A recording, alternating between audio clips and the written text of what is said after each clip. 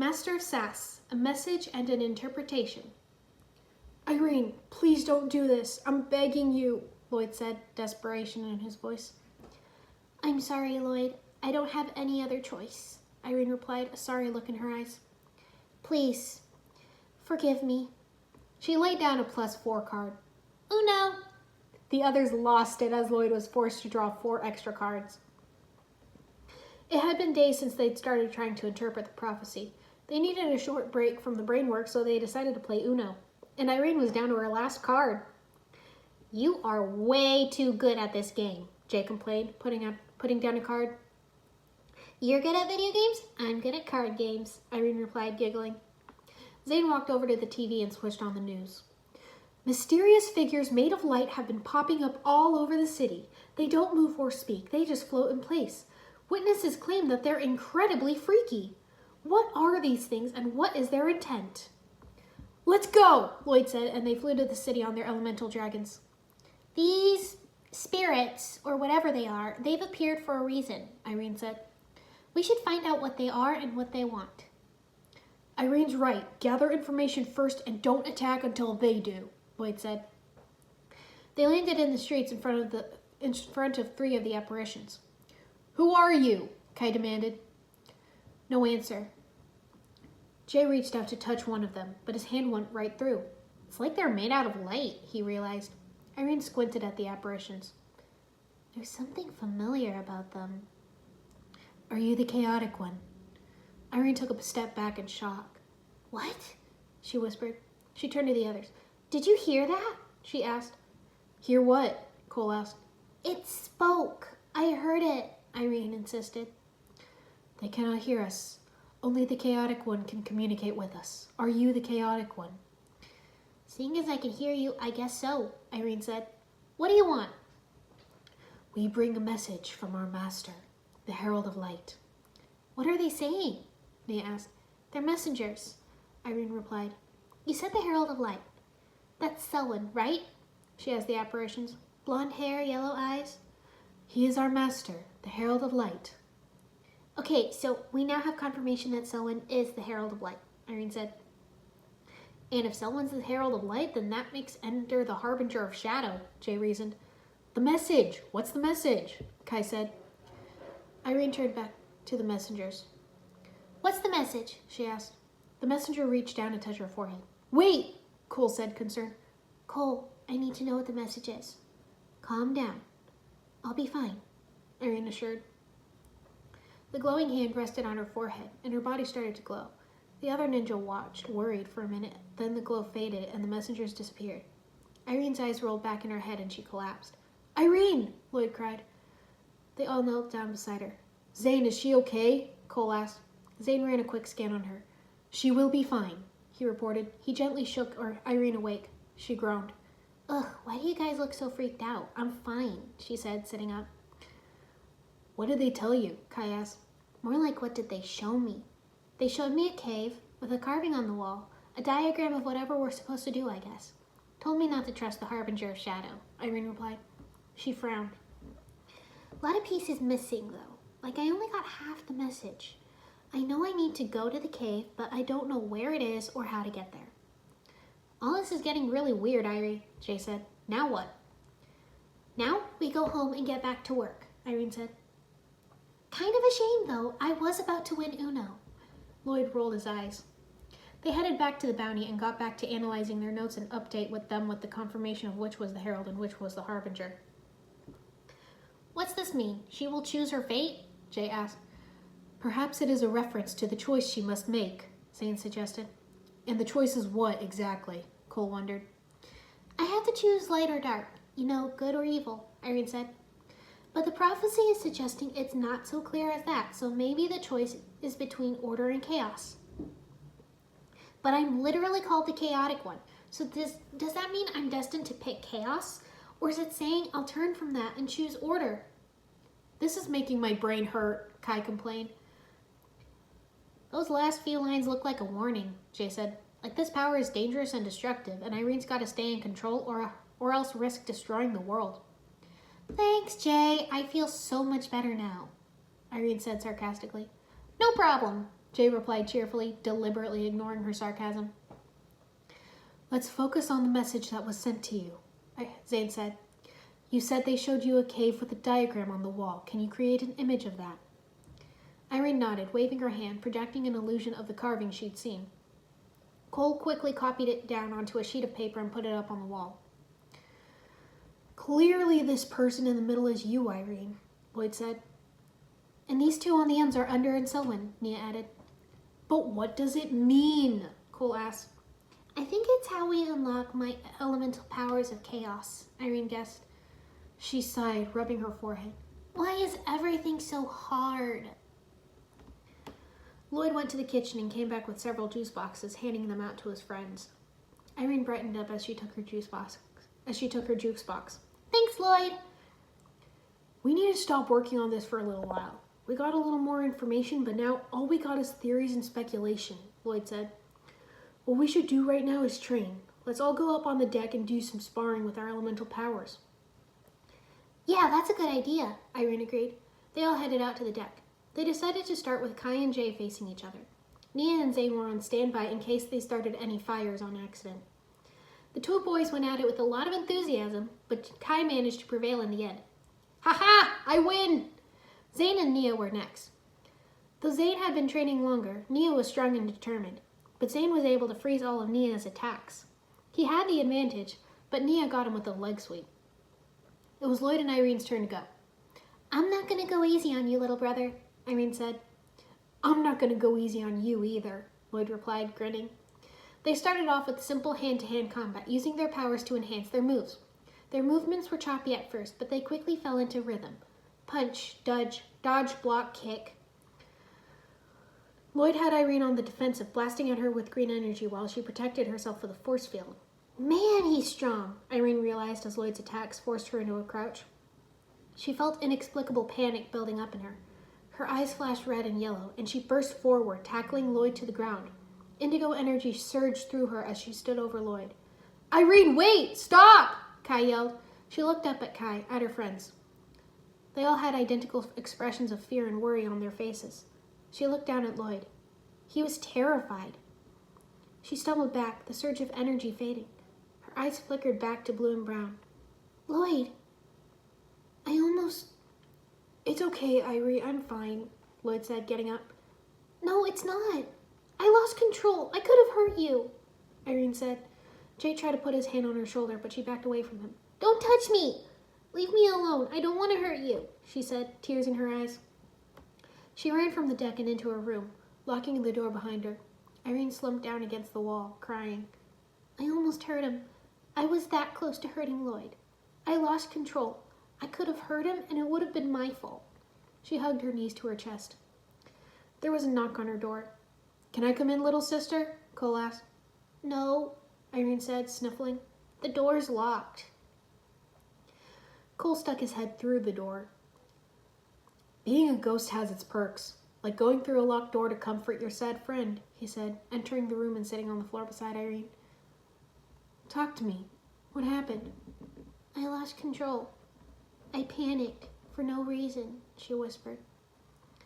It was just sparring. There was no actual danger, but I panicked for no reason and lashed out.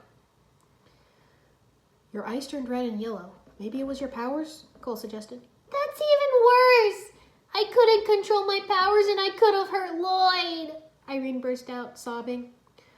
Shh, it's okay. Come here, Cole soothed, reaching out to hug her. She shrank away. What if my tears hurt you? She said. Tears aren't a viable source of water. I'll be fine, Cole assured. Come here. He pulled her into a hug. They sat like that for several minutes. Feel better? Cole whispered. A little bit, Irene replied. Cole, what if I end up destroying everything and hurting everyone? What if I make the wrong choice? What if I lose control again? You don't have to do this alone, little sister. We'll be by your side the whole way, Cole promised. Don't you ever forget that, okay? Irene nodded, wiping her eyes. Okay. Cole stood up. Ready to get back out there? He asked, holding out his hand. Irene nodded, grabbing his hand and allowing him to pull her to her feet. He opened the door and she followed him out to the deck. The others rushed over and embraced her. It's okay, you're okay, Lloyd told her. We should probably be done with training for the day, Nia said. Well, we're not going back to analyzing that scroll. What are we going to do the rest of the day? Kai wondered. Game night? Jay suggested. Game night, the others agreed. They headed back inside and got out some board games and card games.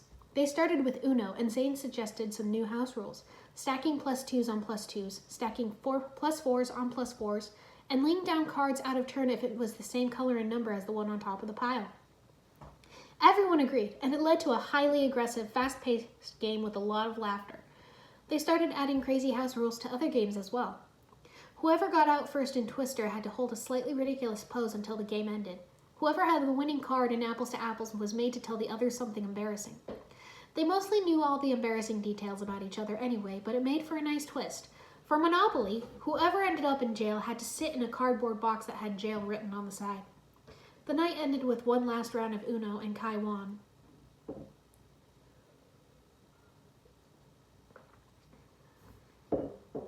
Irene was back in the cave. There was Ender, sitting on a rock. What are you doing here? She asked.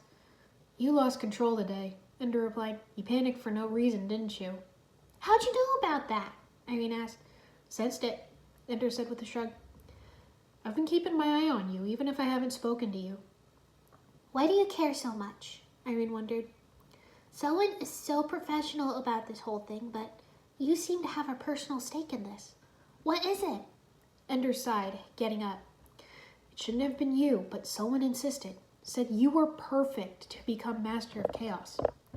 He's not wrong, but he should have waited a little longer, he said. You panicked because the Chaos element panicked. It thought you were in real danger and wanted to protect its vessel. That's why you lost control. So it's alive and partially aware, Irene mused. What do you mean Selwyn insisted? Chaos needed a master, and we were tasked with selecting one, Ender replied. Tasked by who? Irene asked. The first Spinjitzu master himself. He knew Chaos needed some kind of order, so he asked us to choose. And Selwyn chose you without consulting me, and by the time I found out, he'd already told the first Spinjitzu master and the prophecy had been written, Ender said, looking bitter. Are all elements like that? Fire, earth, lightning, all those? Irene asked. No. Most elemental powers originate from dragons, but Chaos is different. We don't know how it came to be, but we couldn't let it run wild and untamed, Ender replied. Last question, Irene said. What exactly are you? You and Selwyn aren't human, not normal humans at the very least. You've definitely been around for centuries, never aging. So, what are you? Ender turned away. There's no word for it, so we just go by immortals. A lot easier than trying to figure out what we actually are, he admitted. Hey, wait a minute. The message I got this afternoon, it's only part of it, right? Irene asked. I'll give you the rest soon. Just be patient, Ender promised, disappearing. Hey, wait! Don't leave me here! Irene shouted as the ground began to crumble beneath her, making her fall into the abyss. Irene let out a little yelp as she fell out of the bed. Who does he think he is, spying on me with his mysterious harbinger of shadow powers, making my life more complicated? She muttered. She got back up and wrapped the blanket around herself, crawling back into bed.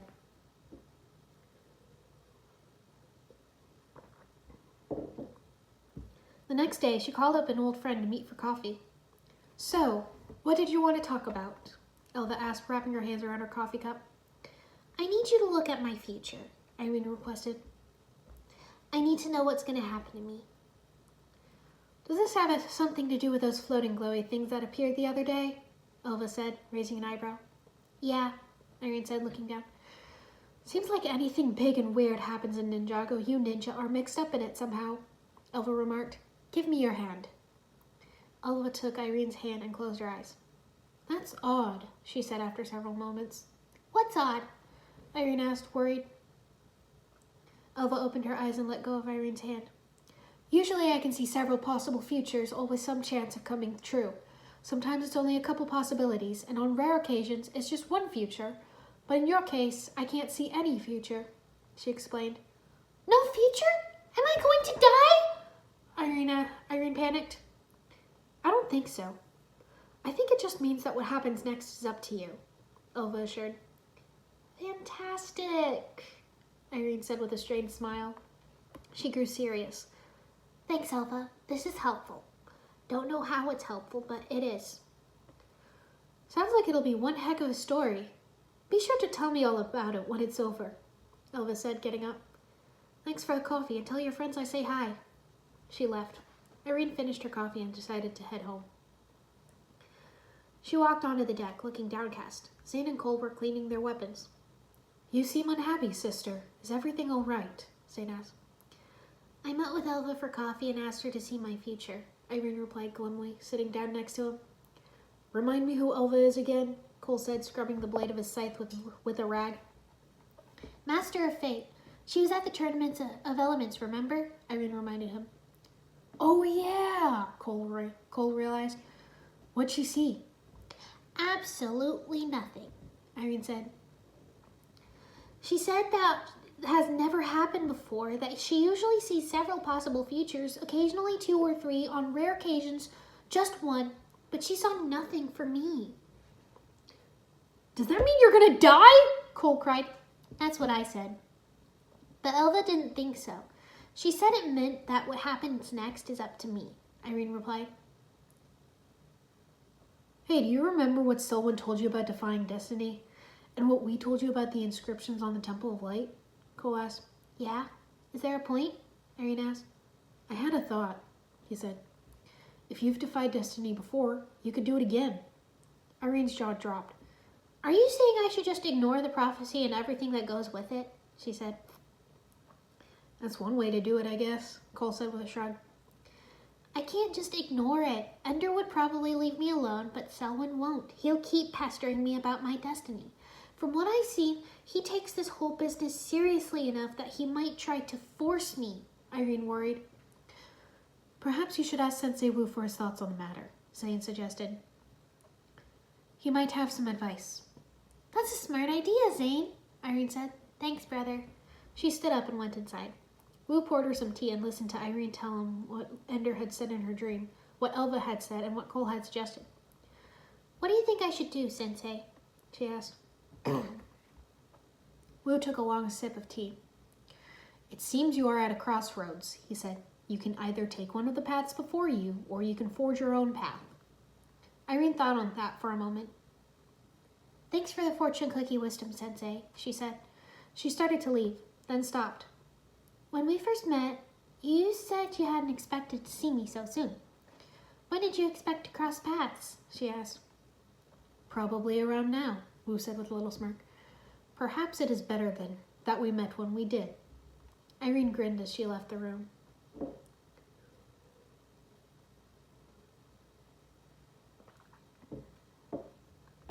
Irene was back in the woods, but this time she was surrounded by monstrous shadow creatures. They stared at her with glowing red eyes, baring their large fangs. This isn't funny, Ender, Irene called, looking around. Stop it right now. There was no answer. One of the shadow creatures loomed over her, snarling, then dissolved into a wave of spiders that crashed over her. She screamed, lashing out with her chaotic powers, trying to get rid of the spiders.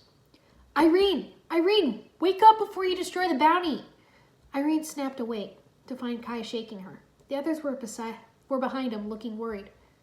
What happened? She asked. The bounty started shaking and we came in here and saw you summoning a chaotic storm in your sleep, Cole said. It was really scary seeing you out of control like that, Lloyd said. Irene's face turned pale. I had a nightmare. So many spiders. I tried to get rid of them with my powers, she stammered. She started to cry, leaning into Kai's shoulder. I could have hurt all of you. I almost destroyed the ship. I can't control these powers. You're okay now. You're not going to destroy the ship. You're not going to hurt us, Mia assured. Yeah, if it'll make you feel better, we'll all stay in here with you tonight, Kai offered. Really? Irene asked, wiping her nose. Yeah, we're going to go grab our bedding and we'll make a big pillow fort and stay here, Jay replied. The others went to get their blankets and pillows while Jay stayed with Irene. When the others returned to her room, they built a pillow fort big enough for all 7 of them. The others fell asleep pretty quickly, but Irene was too anxious. I have no control over my powers when I'm asleep. It's going to get worse, and if I'm around people, someone's going to get hurt. which means that I have to leave for a little while I figure out how to subvert my destiny. With that plan in mind, she finally managed to fall asleep.